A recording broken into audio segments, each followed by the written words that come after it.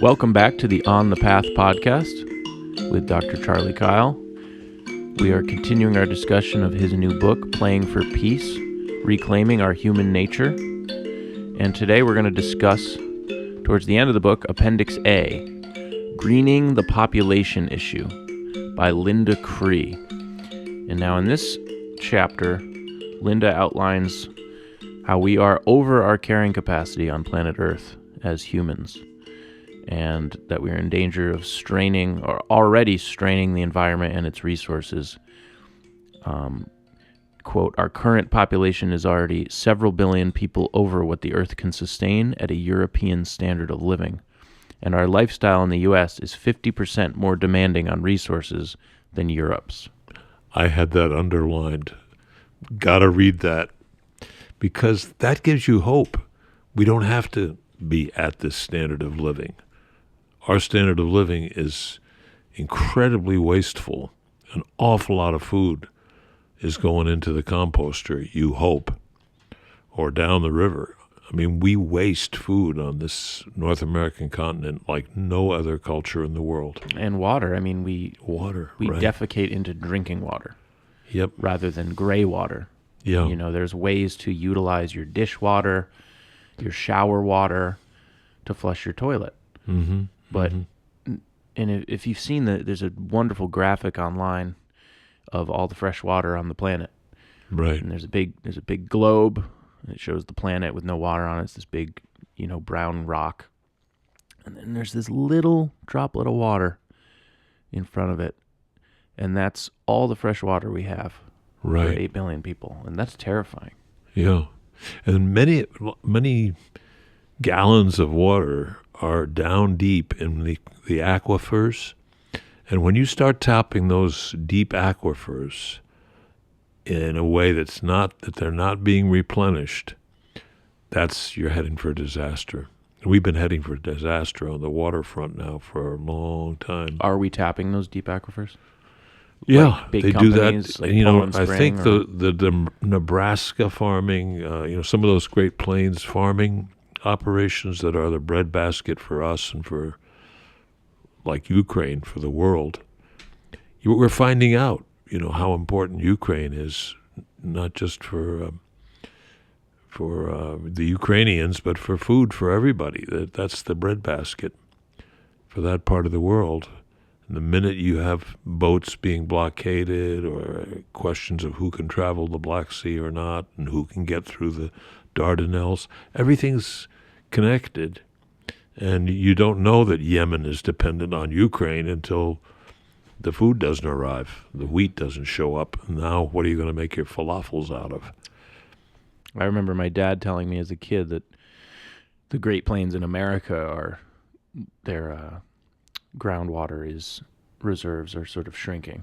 Yeah. And I remember envisioning it as he was describing it, just that they're kind of sucking it all up for agriculture. And then later in life, actually jumping on Google Earth and looking at the American West and the Great Plains, there are just, ad infinitum circular irrigation crops. If you fly in a plane over the U.S., yeah, there are just crops and crops and crops and crops covering vast areas, entire states out there. Right. And those all need water.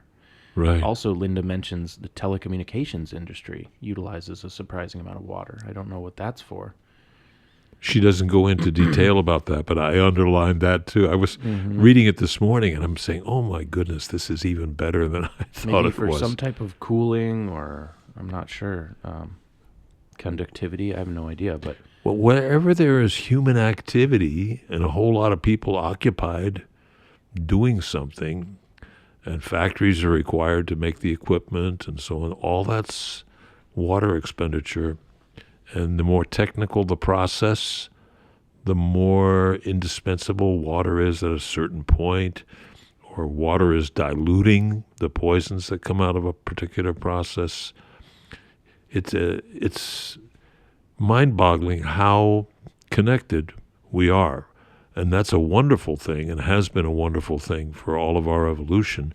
And now all of a sudden, oops, we're over-connected. We're not protecting a habitat in Japan because we're taking the water from a certain downstream area, and on and on and on. Connections. And the water is like the veins and the arteries and the reservoirs of blood. In an animal, that water supply is the veins and the arteries and the keep us alive. I know that from hydration issues with Angie and with people generally.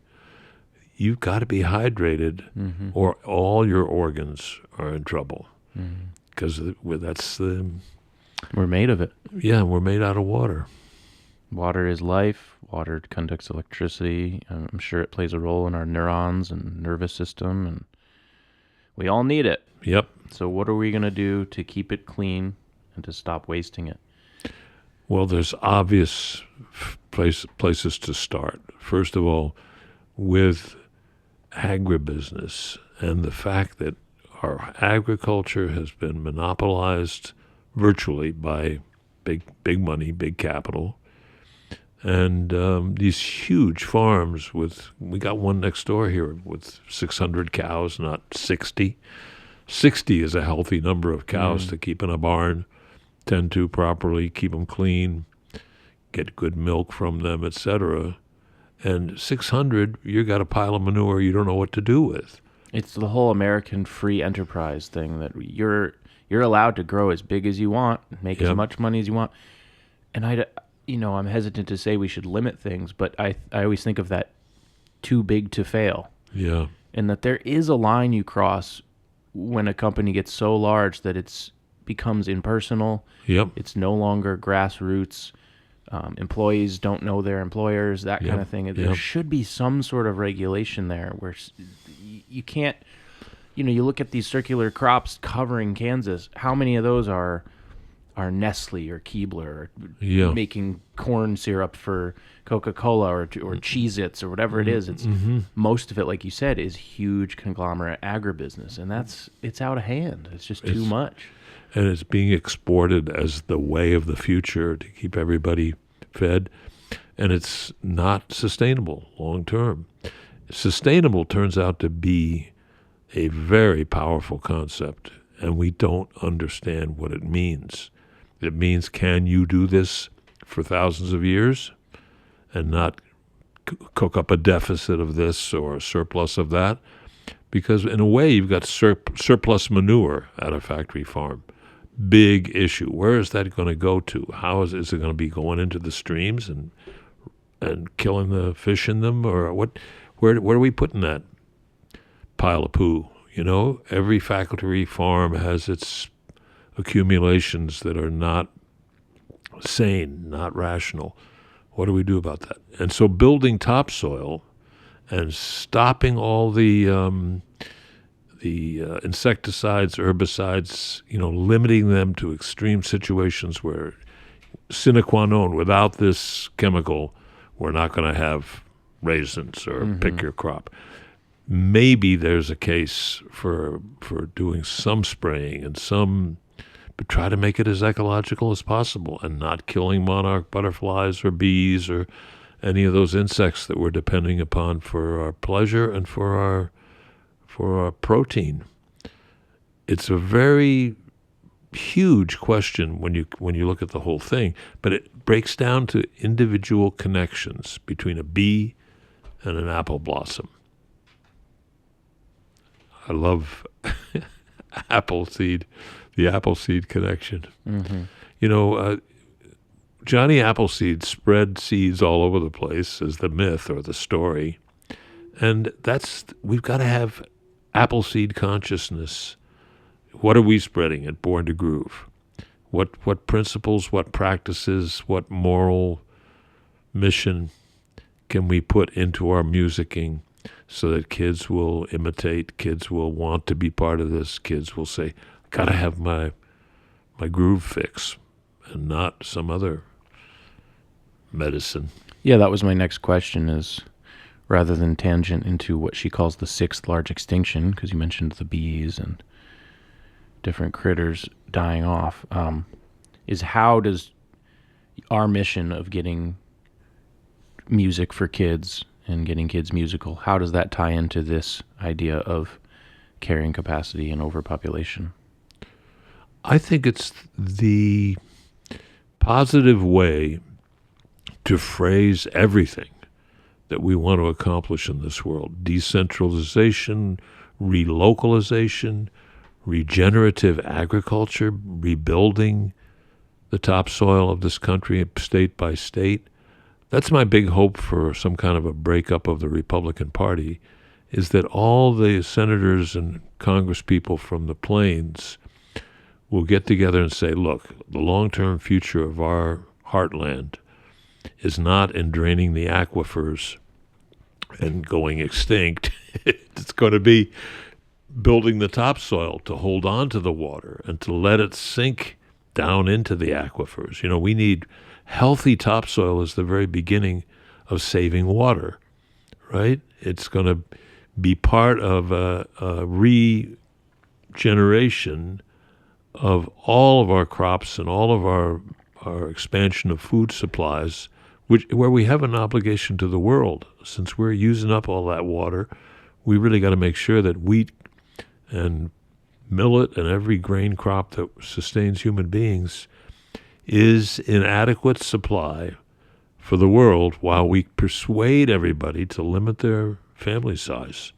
We got to plan at every locality, which means the quality of life in every locality has to be joyful, good, happy-making. And that's where Born to Groove comes in. If every child is enabled to hook up, interlock, express, then you think that'll help us have less children? I think so. If we are dedicated as adults to making every child not just healthy in terms of food supply and water supply and healthy growth physically, but healthy growth mentally and physically, and seeing the connection that drumming, singing, dancing, performing, miming, every kind of action, movement that brings people together with some kind of great feeling or good feeling, or let's hum. This morning was telling me about humming a lot. She does, I whistle unconsciously, and people know that I'm coming around the corner. They say, "Hi, Charlie," before I'm in sight. I've heard you do that. And she hums, and now her grandchildren are humming back at her, so to speak. And one kid is 6 months old and already reaching out with a spoon to hit a surface, or already fascinated with the humming or with the whistling or with the actions that connect, because they haven't got words yet. So between, say, 4 or 5 months and 1 year old, that humming, whistling, gesturing, seeing grandma do something with pots and pans, or seeing grandma strum a ukulele, doesn't have to be in tune. Eleanor was strumming away yesterday, and little Jackson said, didn't say. See, he's not verbal. He's 6 months away from being verbal, but he has eyes and ears, and he can see the expression on her face and want to be part of it. And then I remembered your getting Lily to strum, and you're doing the fingering of the chords on the guitar, and that was still 15 years later or 12 years later, it's still a memorable moment. You were lying on your back on the floor, and Lily was strumming away and having a wonderful time, and you were changing the chords. Doing the hard part for her, so she can do the get the rhythm of it and get the strumming on the strings in hand. That was a thrill for her, and I still remember it, and I'll bet she remembers it in some part of her being. This is how I connected to guitar playing, or being part of a string and sing thing, the picking and singing world. Mm-hmm. So if we can figure out how to connect children to each other, to their inner soul power, to their affinity for others and for connecting to the world through music, we're doing a big thing. It's really important. We don't know how important yet, but I think it may be crucial. John Collins, former student and friend, not that he's a former friend, but we got together in Buffalo, let's put it that way, when I was teaching.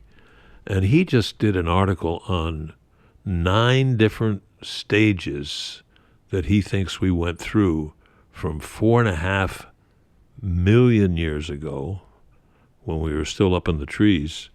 He's saying music and language co-evolved from something that was more like music than language. Proto-language, they call it? Proto-language or proto-music. Before we're musical, we're humming and whistling and signaling. Gesturing. So he sees us as bipedal, coming down from the trees and walking on our hind legs, and being able to put holes in a flute. Or, there are a lot of things that we may have done way back. Before syntax and words. Before verbiage, before the subtleties of words. There was what he calls music-language, or sounding, sounding the alarm. All the things that sound does for birds territorially, for whales. If the birds are doing it and the whales are doing it, we were probably doing it millions of years ago to define territory and to get solidary, to be in a phalanx where, hey, the lion pride looks at us and says, they're making these noises and waving their arms. They're unified. I don't think they're inviting us to lunch. I think they're, ready to take care of business if we try to attack them. So defending territory, or just making synchronized gestures. Making your group known. Your groupiness is powerful. Yeah, groupiness. I've heard it referred to as coalition strength signaling. Coalition strength signaling. Showing your neighbors, if you're doing a dance in step and a drum rhythm in step, it shows that your whole tribe is working together and unified and calculated, and that can be intimidating, or at least show that you're strong and not to be messed with. Yep. This all reminds me of Stephen Mithen's book, The Singing Neanderthals, The Origins of Music, Language, Mind, and Body. You listed some books earlier, Musicophilia, This Is Your Brain on Music, and I almost brought that one up. But I believe he also argues that before vocabulary came the song and the melody and the pitch. I think so. And enough music of hunter and gatherers around the world, half of it is nonsense syllables, is my guess. If you're making a sound and your sound has some vibe to it, some fluctuation, some control, and everybody's doing it together, you're maybe defending territory, but you're also creating what we now call music. And when did it get to be called music? Only very recently. Almost, I checked it out with different African cultures and languages, and like the Tiv will say, if you really want an exact translation of your word music, we would say the voices of the drums and flutes that help dancers. Wow. Or some circumlocution like that. For us, it's a circumlocution. For them, it's, hey, we don't call it music. We don't know what that is, but we do have the voices of the drums, the flutes, and a coordinated effort to get the dancing to be good. Hyphen, hyphen, hyphen, hyphen, hyphen. You string together a bunch of words in English to get what you guys are calling music. It's almost like by labeling it music, we've compartmentalized it into this other activity, and now we all access it on our Spotify app, and we listen to it and use it for various purposes in life, whereas it used to just be part and parcel of being a human and just kind of a basic activity, just like... Of life. Yeah. It was the sound of life. And we won't go around saying, let's do some sound of life, because it's too hyphenated again. There's some cultures that don't even give it a different word. right, for music and dance. It's Well, just this the is same why activity. Chris Small, and I can't remember the music educator's name, who kind of contests with Chris over who invented musicking, the verb. But those guys insisting on to music being the key concept. They do that because music has come to stand for an object, a product, the music industry. We crank it out like you do metal plates at the factory. Mm-hmm. It's a product, it's an object, it's a structure, and the music department prides itself on its composers and theorists and a very abstract notion of what music is. They're the prestige people. And the people actually making music, or the people teaching little kids to make music, they're at the very bottom of the status pecking order. Composers at the top, theorists. Oh, I suppose we should have historians who keep track of the composers and the theorists. But actual music makers, well, we can hire somebody to do this, or we can have electronic music. We don't need human beings to make it. It's a weird world over there, in my mind, getting weirder by the decade. Why do we have they ought to call it the objectified sound department. Objectified sound department. I love it. Sound of life. The sound, the voices of the drums and the instruments to support the dancing. That's amazing. So What did you say, Johnny? the voice, you mentioned the TIV definition of music. If Yeah. they had to define it, it would be the voices of the drums and the instruments to help the dancers. I love that. You mentioned coming out of the trees and bipedal creatures, speaking, singing, humming. You mentioned nonsense syllables, and I'm just reminded, this is the second time in this chapter that I'm reminded of something Terence McKenna said. One of his theories was, as outlined in his book Food of the Gods, was that as we came out of the trees and started walking upright on the landscape, we encountered the magic psilocybin mushroom found on cow patties. And in our quest and foraging for food, we nibbled those, and he argues that it gave us a consciousness expansion, where you had these ape-like beings who all of a sudden were sort of thinking differently, or laughing, or singing, or assigning random vocal sounds to ideas and feelings and concepts. I wonder how you feel about that theory as far as how music was tied into our expansion into more self-aware, expressive beings. It sounds very good as you describe it, Johnny, but it also has the potential for addiction, which is this, I wonder about the peyote people out in the Southwest, the Native Americans who are having church around the mushrooms, the peyote cult. And I respect it among classless peoples, among egalitarian peoples, that everybody gets a taste and they get high together and so on. But there's also, in our culture, such a danger of addiction in every sphere. People are solving problems, they think, with booze or with mushrooms or with pot or with any addictive substance that you can think of, including legitimate drugs, and the tendency of illegitimate drugs to now become legitimate.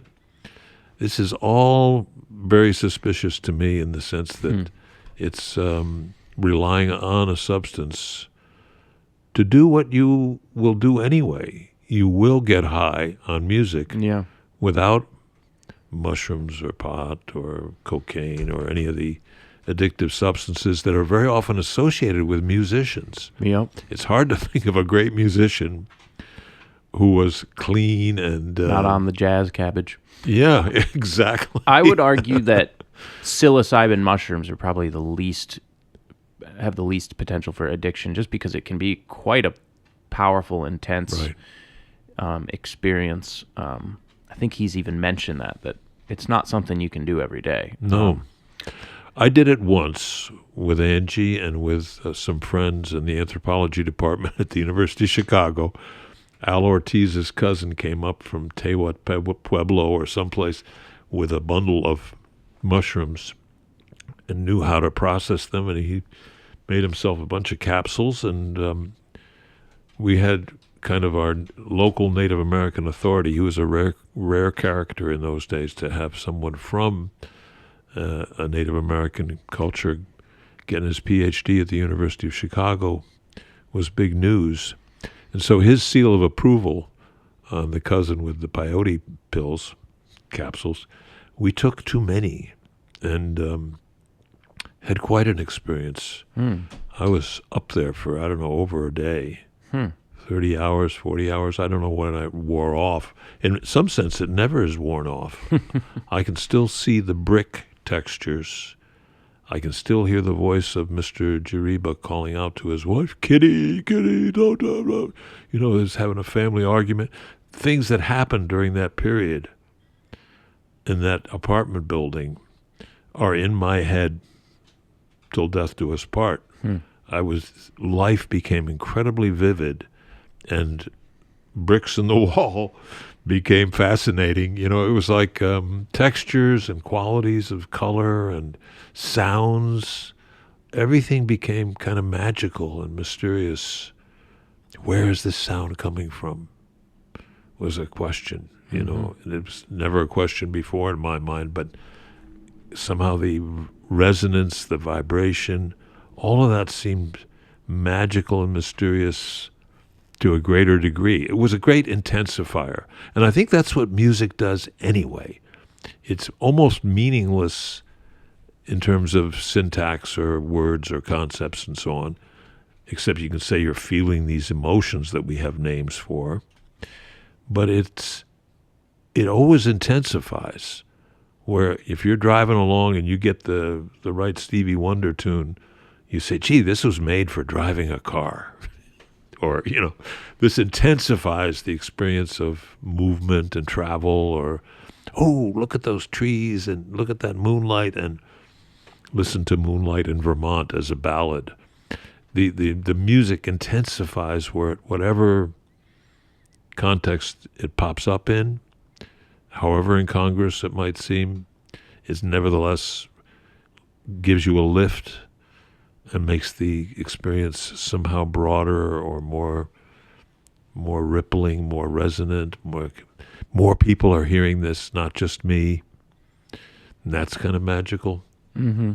Yeah, he mentions that I believe that in his experience, it can instigate glossolalia, or the urge to make vocal sounds. Yep. So I wondered if it maybe played a part in the early humans of I have no doubt causing about us that. to sing. I think he's on to something. I just wouldn't exaggerate it because it's reverberating. Not the be-all, end-all. We need to be able to access these realms without it. Yep. And I agree with you there. Yep. The other place I'm reminded of him is, he said once in a strong trip, I believe it or someone told him, ask it a question.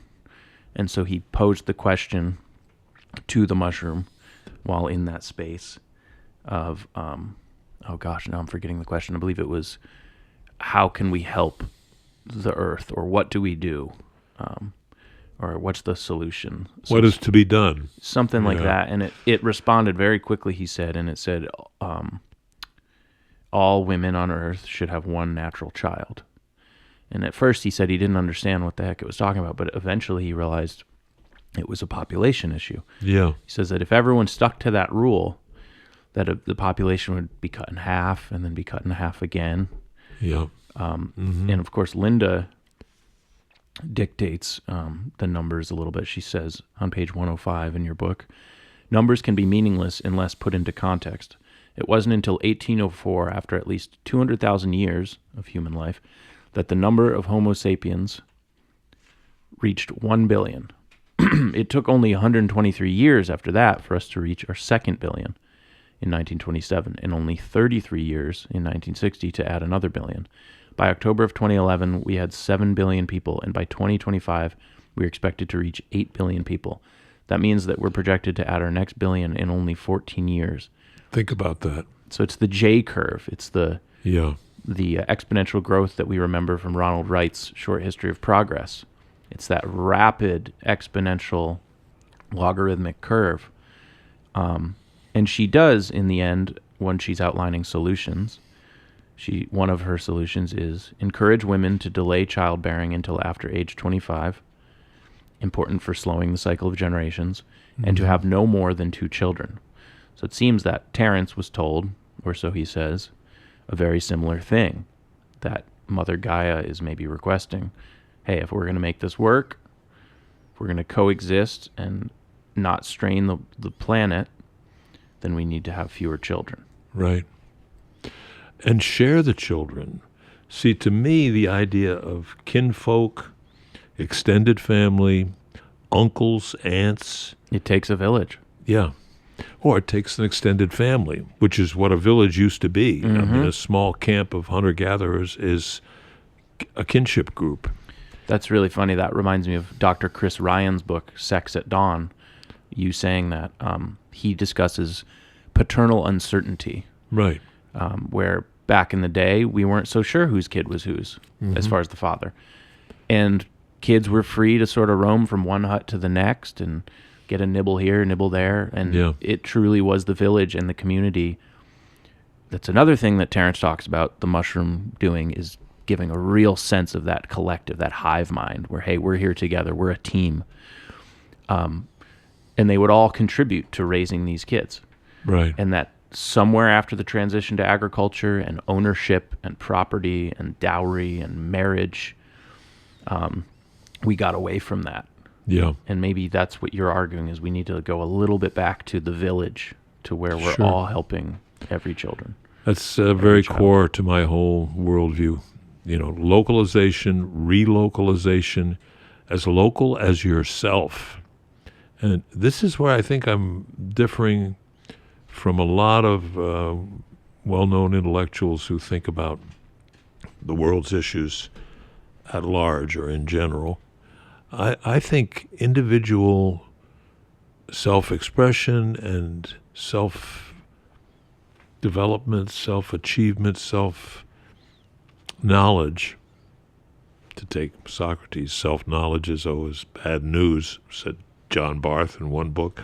But self-knowledge is, and if it's used for self-expression and to be as much of a person as you can be, that's monks, Thelonious Monk's exhortation.